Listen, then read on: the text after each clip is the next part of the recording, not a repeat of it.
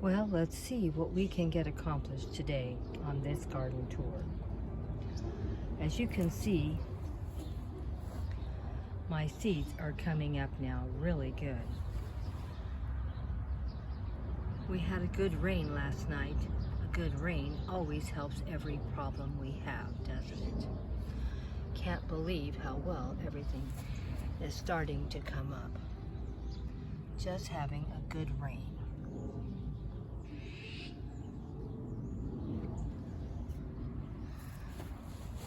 Today we are going to try to plant a lot of these cells and put garden soil in them and see how much we can get done and cleaned up and done today.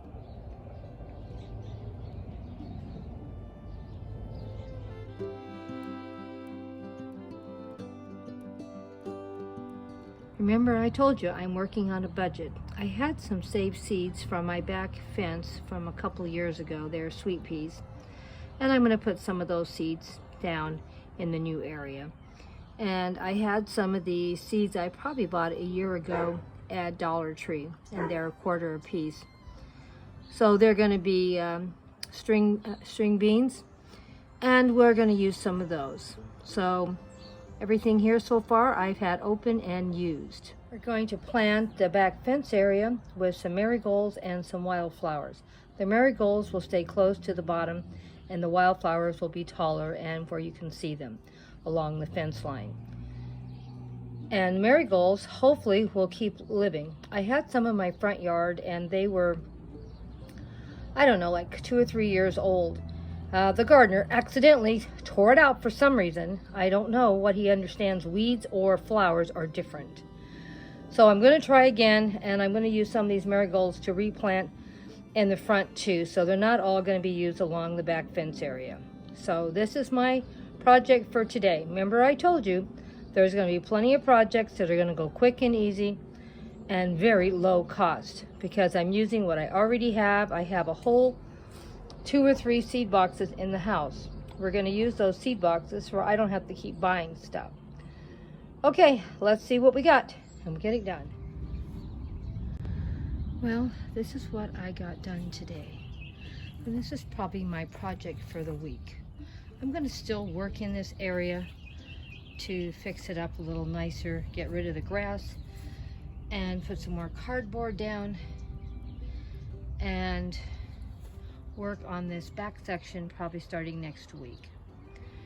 We can only do so much, especially when you're in your 70s. But this project here is almost finished, and I'm happy to say it's looking pretty good. We'll keep working on it and working around the area. As you can see, my baby plants are starting to come up. Everything in here except for the 2 tomato plants was put in with seeds. And my string beans are starting to come up, as you can see. I got one there, and maybe one there, and one there. And I put some more in today. Of course, they're not going to be up until a couple of weeks, so we probably won't do another update of this area probably for a couple of weeks where we can really see some improvement. And by that time, maybe we will have a little bit of stuff coming up in these little cells that I planted today. And we will have this part of the land covered in cardboard, and maybe even have some stuff planted in here and have some more garden soil. My goal is to just keep working on this as much as I can. The great-grandbabies want to plant pumpkins, and I'm thinking maybe we may do it in here because it's a big area, and it'll cover up a lot of area because you know pumpkins get really big with their vines. So I think we're going to do this. We're going to cover everything with cardboard, put a bunch of soil on it, and see what happens with my pumpkins, or the grandkids' pumpkins, or the great-grandkids' pumpkins. And I'm sure we're going to start seeing some really nice things here in the next 2 or 3 months. There's a lot of stuff to clean up, throw away, and organize out here.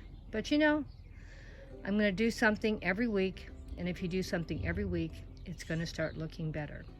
And we all need to start thinking out of the box a little bit. Whatever little bit of land we have, we need to start reusing and repurposing. Things are getting worse every day, and we need to have some food that we're growing in our garden to help offset our garden cost, our food cost.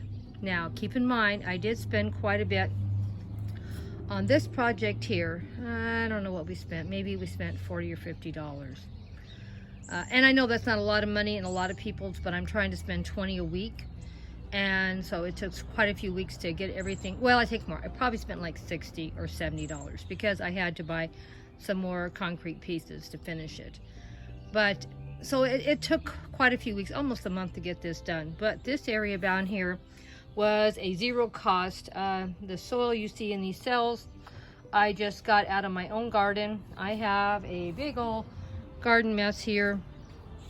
I don't know if you can see how bad it is. I just put in here all the waste products from the garden and grass clippings and things like that. Try to throw everything in here and let it break down. And so that's where I found this at. And of course, there is a little dirt hill here that I'm going to start cutting into and filling up my garden with things I already own and have, where I don't have to buy stuff. And of course, like I said, I save all my grass clippings. I'm sure people think it's weird to have a mountain of grass clippings in my yard, but it's something I didn't have to spend any money for because the yard has to get mowed every week anyway. So we have gotten quite a bit accomplished in a month's time, but next month things will go a lot quicker. Well, I shouldn't say next month. Here in March, things are going to go a lot quicker because some of these hard projects I've already got done. I've already cut into them, and some of these other projects will go a lot faster. The only problem is when we get to April, it's Alice in Wonderland month, and I'm going to redesign part of my garden for that, and that's going to take a lot of money, time, and effort, and it's going to take away from my food garden preparation. But I'm going to still try to do one food post every week still and see what I can do that isn't going to take as much time. I have a lot of these cells here I can fill with different things. The only trouble is this area is in a lot of shade, so I don't think I can grow too much food. But if any of you know about any kinds of vegetables or fruits that love shade, leave it in the comment section. And I have a lot I haven't even done yet. And I've already planted this section with flowers, but I can easily have this much or more behind me that I haven't even touched yet, and I can put vegetables in there. So let me know if there's any vegetables that like to live in the shade besides lettuce, because lettuce doesn't work here in Southern California in the shade. I've already tried. So please do not put that in the comment section. I have tried different kinds of lettuce and none of them work here in the summer. It is too hot. Also, any suggestions, even for shade plants, it gets usually between 90 and 105 degrees every single day from June, July, August, and September. We have 4 months that it never stops. It's terrible heat here. So I need things that can handle the heat and like the heat.